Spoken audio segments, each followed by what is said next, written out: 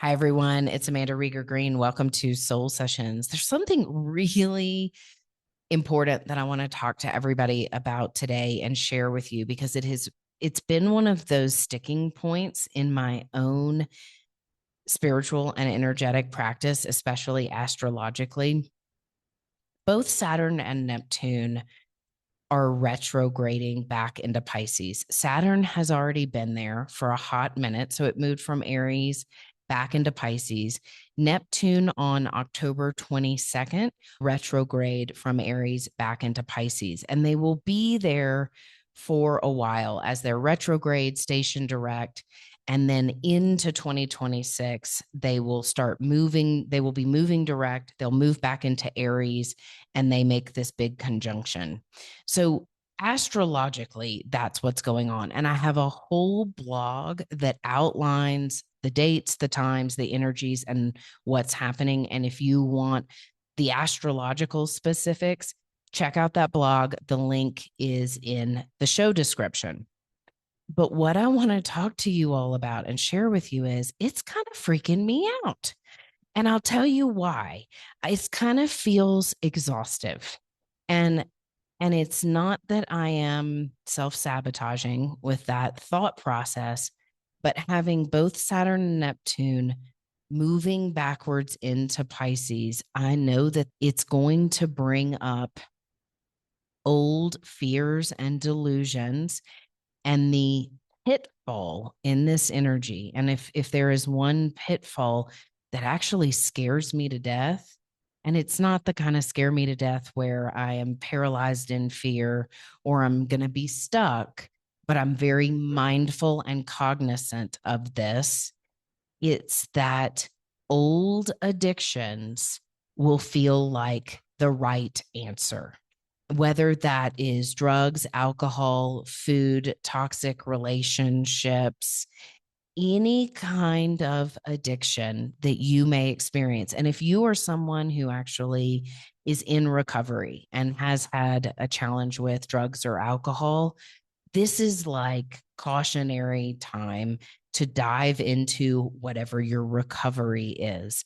But if your addiction is relationships, codependence, if it is workaholism, if it's your screen time and doom scrolling or escapism, zoning out, overeating, sex, like addictions come in a multitude of forms. And we all have them in varying levels. And some of us do have that addict brain that has been flipped on that cannot be reversed in a multitude of ways. But this phase of time really says, watch out, like be mindful, because our brains and our consciousness, and I think what's going on from a reprogramming standpoint and an evolutionary standpoint in our growth and evolution, it's like there's this real danger of entertaining or romanticizing our addictions as a solution. And even though logically we know that, that's probably not a healthy decision, or it's not a good idea to decide to have a drink or do a drug or pick up the phone and text this person from this relationship who abused me 4 years ago, like whatever the behavior is, it almost feels like our senses and defenses are going to be numbed or dulled. And I am saying this with a lot of seriousness. And I'm saying this to you all, and I'm also saying this to myself because I know for me, I'm very dedicated to my personal recovery. As many of you know, I have been in recovery for alcoholism and addiction for quite some time, for a long time. And I'm very dedicated to that path. And I know for me to choose alcohol or drugs, not only is part of my disease, but it also dims me from my soul's evolutionary path, my conscious contact with my higher power and the universe. It's not a choice for me, but my addictive brain may say, you're having a bad day. Well, maybe just this would work. And that's the way the addictive brain works, is it's delusional. And I'm sharing this with you all for any kind of addictive behaviors, knowing that our senses and our defenses feel a little bit dulled. So instead of resting on your laurels and saying, I'll be fine, I've got enough, spiritual practices in me, or recovery or growth, or really good tools, communities, resources that I use. It's not a time to put those aside. It's actually a time to double down on asking for help, exercising your tools and resources. So think about that as we enter the holiday season, especially, and as we shift into the last couple of months of 2025, energetically, there is this compounding of energy and it's speeding up. So our nervous systems and energetic systems already feel frayed, exhausted, kind of on the fritz a little bit, like almost like too many plugs have been put into the power outlet and it's about to blow. That's what our energy field feels like. So anything that you struggle with personally, any kind of addiction, any kind of coping mechanism that has hasn't been healthy for you. And again, like I said, whatever behaviors, relationships, addictions, know that those things may come back up as a logical choice or solution in the months ahead. And I'm saying this out loud to everyone to start now telling on yourself if you're romanticizing ideas of, oh, I should pick up the phone and text this person, this person who was a perpetrator or an abuser or psychologically abusive. Maybe it would be a good idea to meet them for lunch. Like those are the kinds of things that are gonna pop into your mind as really logical and feel really good in the moment, but actually are going to be destructive. Or if it is alcohol or drugs, oh, I can just have a drink, or maybe just one time and I'll be fine. And then, if you play the tape forward, where that goes. So, whatever your resources are, and the best resources in my experience are friendships and community, support community, and telling on myself. And am I always the best at doing that? No. I always think that I can mastermind it in my own mind and my own head.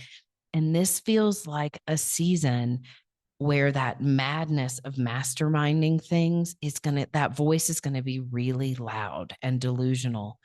So now is the time to determine or discern who your support systems are, who your allies are, what your spiritual and personal and recovery type toolkits are, and setting them in motion now, putting them in place, having some fail safes, even saying to the people that you love, whether it's your spouse or your mom, your dad, a sibling, hey, I'm feeling a little off. Like I'm feeling a little janky. I'm feeling a little squirrely in my head, or I can feel it coming on a little bit. So check in on me and hold me to telling the truth. Hold me to saying, hey, today I'm not okay, and not needing to fix or change me, but giving me a safe space to be accountable.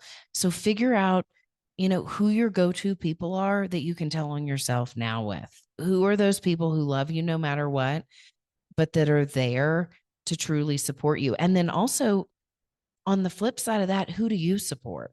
If you can see some of your friends faltering or struggling, it's not your job or responsibility to fix, rescue, save them, but you can reach out and let them know that you are supportive, or you're thinking about them, or you can offer them tools and resources, whatever it may be, where you can keep your own boundaries strong, but reach out and be of service to other people. And speaking of service, and this is the note I will close on with this, for me in my recovery journey, I know that a lot of my disease in alcoholism and addiction, it centers in my mind, and it's very selfish and self-centered. So the antidote to that is being of service, meaning getting out of myself and being of service to someone else. And it's not about not taking care of myself or not having self-care, but looking for ways that I can reach out and be supportive to other people, whether that is out in public in the world or reaching out and connecting with someone who I know may be struggling. How can you be of service? And so asking yourself over the course of the months ahead, and especially through the holiday season, when life gets busy, things amp up, the energy is already amping up. Where can you be of service where it doesn't feel like it collapses and overburdens you, but where you can lend your time and your energy and it actually feels revitalizing and connective, and it gets you out of your own dangerous neighborhood in your head. So just be mindful. I guess this is a podcast truly about awareness, our energy, and some of the tricks and delusions that I feel like are going to be very loud in the months ahead. And, I've obviously talked about addiction and alcoholism, and whether again it's overeating or toxic relationships, however that shows up for you, an eating disorder, that could be it too. This is also too regarding mental health. I think that in the months ahead, the depression and the suicidal thoughts and ideation will also spike, because a lot of times with all of this bottoming out energy, what accompanies it is depression, anxiety, and feeling worthless or like we don't want to live or nothing matters. Things are meaningless.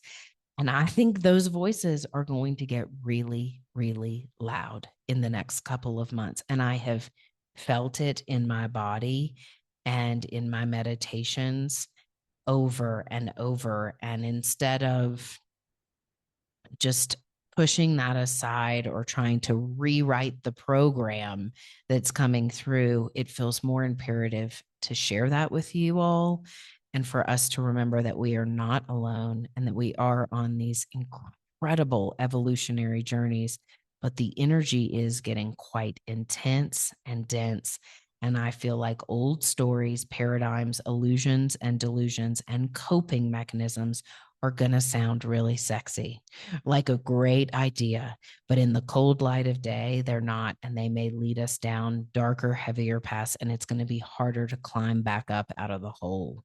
And that's the energy that I'm feeling, is like falling back into old addictions and patterns that really, really dampen our light, our spirit, our connection with source and our higher self. Falling back into those patterns, we may not be able to crawl back out. And I don't mean to say that to be any kind of apocalyptic or discouraging, or that you can't reset and begin again. Of course you can, but there's something in the energy that's saying, this is your time to toe the line. This is your time to really, really arm yourself with your spiritual defenses. And that means telling on yourself, being honest, asking for help from other people, being of service to other people, and really, really checking in with the people that you love and with yourself so you don't feel alone, and praying, for goodness sakes, talking to your higher self, asking your guides for help and support for some reason. And when the energy gets heavy and intense and we get into bottoming out and low depressive type energies, or the addictive rhetoric starts to really chatter in our head, we think we're alone. And then we forget to talk to our soul, to talk to our higher self, to get quiet and pray and ask for guidance and support, to ask the troops to come in. So really exercising your spiritual muscles right now, but being honest and asking for help and surrounding yourself with supportive people. If there was ever a time to do it, the months now and the months ahead, it's pretty imperative. All right, everyone. And give me some feedback if this stuff is coming up for you, or if you know someone who's struggling, or you're struggling yourself, what you're doing, what's working for you. Just sometimes sharing your story and your energy just changes the whole dynamic, the paradigm, and the energy field. The sharing sometimes is the shift. All right, everybody, sending you love. Be well.